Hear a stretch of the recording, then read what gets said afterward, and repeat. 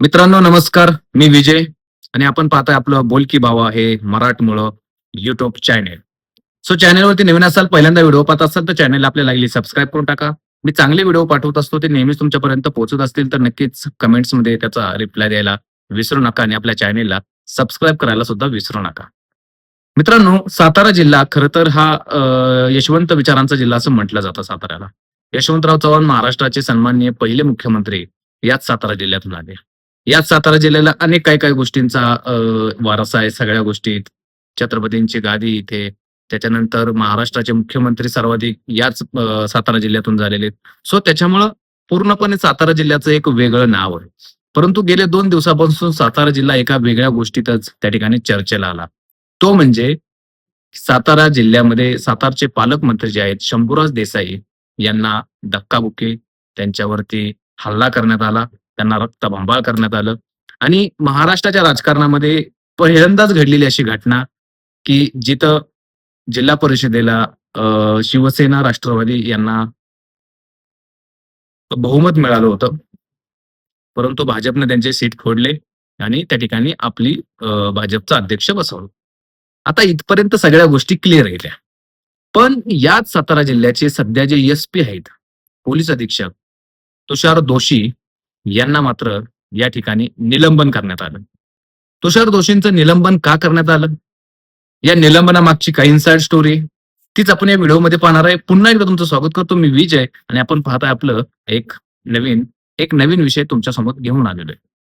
तर मित्रांनो, परिषदेमध्ये विधान परिषदेच्या उपनेत्या नीलम गोरे यांनी एक निर्णय दिला, की जो साताऱ्यामध्ये जो परवा दिवशी राडा झाला, त्यामध्ये सातारचे पालकमंत्री शंभूराज देसाई, त्याचबरोबर ती मदत पुनर्वसन मंत्री मकरंद पाटील, त्याचबरोबर त्यांचे बंधू नितीन काका पाटील आणि शशिकांत शिंदे या सगळ्यांना जे प्रकारे पोलिसांनी वागणूक दिली, एक लोकप्रतिनिधी असून सुद्धा त्यांच्यावरती कुठल्याही प्रकारे पोलिसांनी मेहरबानी दाखवली नाही आणि ज्या पद्धतीने तिथल्या जवळ-जवळ 100 पोलिसांचं आणि पोलीस अधीक्षकांचं त्या ठिकाणी निलंबन करण्यात आलेलं आहे. आता हा जो निर्णय आहे, हा निर्णय विधान परिषदेमध्ये झाला. विधान परिषदेच्या सभापती ज्या नीलम गोरे आहेत यांचा तो निर्णय होता. आता नीलम गोरे ह्या शिवसेनेचे आहेत, त्याच्यामुळे त्यांनी तो पटकन निर्णय दिला. कारण प्रश्न त्यांच्या पक्षाच्या इब्रतीचा होता. प्रश्न त्यांच्या पक्षाच्या एका नेत्याचा, मंत्र्याचा होता.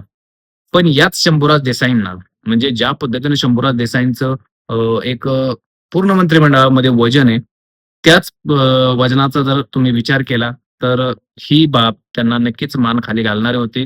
कारण ज्या जिल्ह्यामध्ये तुम्ही पालकमंत्री आहात, त्या जिल्ह्यामध्ये जर तुम्हाला वागणूक व्यवस्थित मिळत नसेल, तर गोष्टी वेगळ्या होऊ शकतात. त्याच्यामुळे त्यांनी त्यांची बाजू मांडली. मकरंद पाटलांनी त्यांची बाजू मांडली आणि त्याच्यानंतर नीलम गोरेंनी मात्र या पोलीस अधीक्षकाचा निलंबन करा, त्याचा राजीनामा घ्या वगैरे अशा काही गोष्टी सांगितल्या. त्याच्यानंतर याच सातारा जिल्ह्यातले दुसरे मंत्री, सातारा जिल्ह्याला 4 मंत्री आहेत, पण 4 मंत्र्यांचे चारही बाजूला सगळं विस्कळीत झालेलं आहे. इथले मंत्री, ग्रामविकास कल्याण मंत्री, सोलापूर जिल्ह्याचे पालकमंत्री जयकुमार गोरे यांनी मात्र वेगळा स्टॅन्ड घेतला, की जयकुमार गोरेंनी सांगितलं, की उपसभापतींनी घेतलेला निर्णय हा पक्षपाती निर्णय आहे. त्यांनी त्यांच्या पक्षाची बाजू या ठिकाणी घेतलेली आहे आणि हे आम्हाला मान्य नाहीये.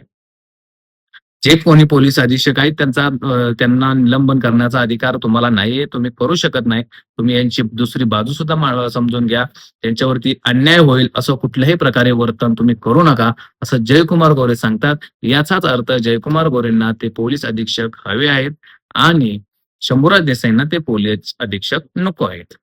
आता हेच पोलीस अधीक्षक ज्यावेळेस अंतरवली सराटीमध्ये लाठीहल्ला झाला होता, त्यात सुद्धा हेच पोलीस अधीक्षक होते. तिथे सुद्धा त्यांची हीच परवड झाली. त्याच्यामुळे त्यांना सातारला ट्रान्सफर करण्यात आलं होतं. सातारमध्ये आल्यानंतर सुद्धा त्यांच्याकडून अशा काही गोष्टी घडत गेल्या, ज्या शंभूराज देसाई पालकमंत्री असताना त्यांना ते कधीही मान्य नव्हत्या. परंतु त्यांच्यावरती बाकी मंत्र्यांचा सपोर्ट असल्यामुळं भारतीय जनता पार्टीची इथं बऱ्यापैकी आमदार आहेत, सत्ता आहे, त्यांचे मंत्री आहेत. त्याच्यामुळं कुठेतरी हा विषय या ठिकाणी वेगळ्या वळणाकडे जाता राहिला आणि त्याच्यामुळं त्या पोलीस अधीक्षकांचा राजीनामा घ्या किंवा त्यांना निलंबन करून टाका, त्यांना हे करून टाका, रिजेक्ट करून टाका, असं ज्यावेळेस सांगितलं जातं त्यावेळेस मात्र जयकुमार गोरेंनी त्यांची बाजू मांडली, की अशा प्रकारे कुठल्याही प्रकारे त्यांचं निलंबन करता येणार नाही.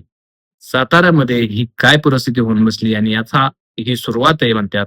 शेवट याचा कुठपर्यंत आणि कसा जाऊ शकतो हे खरंच कोण सांगू शकत नाही. तुमची काय मतं आहेत? तुमची मतं कमेंट्समध्ये नक्की व्यक्त करा आणि असेच माहितीपूर्ण व्हिडिओ पाहण्यासाठी आपले चॅनेल सबस्क्राईब करा. धन्यवाद मित्रांनो. जय हिंद, जय महाराष्ट्र.